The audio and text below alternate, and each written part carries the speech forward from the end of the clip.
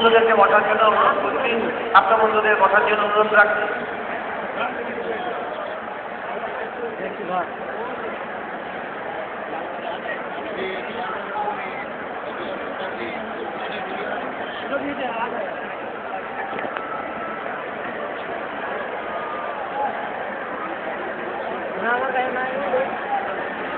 আমি ছাত্রী বন্ধুদেরকে তৃণমূল ছাত্র পরিষদের অনুশাসনটা খুব গুরুত্বপূর্ণ।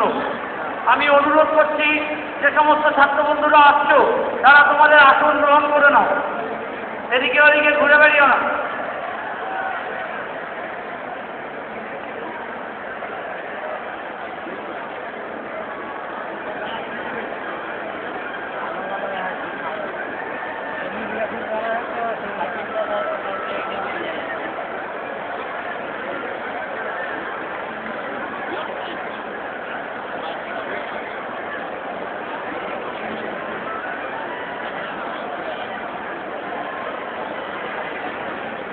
আমি ছাত্রছাত্রীদের ধন্যবাদ জানাচ্ছি। আজকে 28 আগস্ট আপনাদের আমি অনুরোধ করছি যে আপনারা নিজ নিজ আসন সংগ্রহ করুন।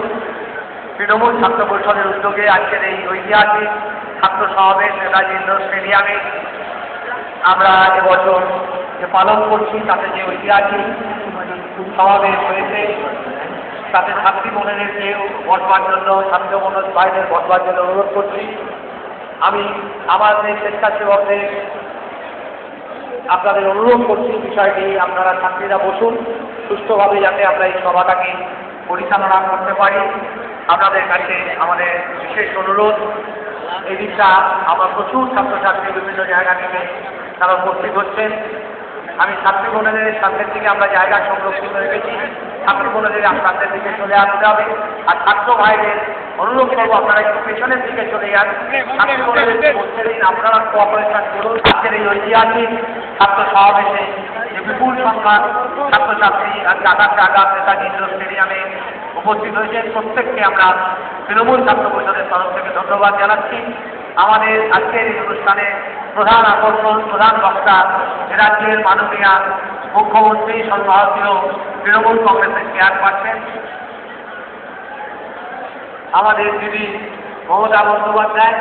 আমি আপনাদের অনুরোধ করছি, আপনারা সবাই আসন সংগ্রহ করুন, গ্যালারিতে বসুন, আসনে বসুন। মিটিংটিকে সুষ্ঠুভাবে আমরা সম্পাদন করতে চাই। আজকের এই রাজ্যের সর্ববৃহৎ ছাত্র সংগঠন হিসাবে তৃণমূল ছাত্র পরিষদ তার দায়িত্বশীল ছাত্র সংগঠন হিসাবে আজকের এই অনুষ্ঠান সম্পাদন করছে। প্রচুর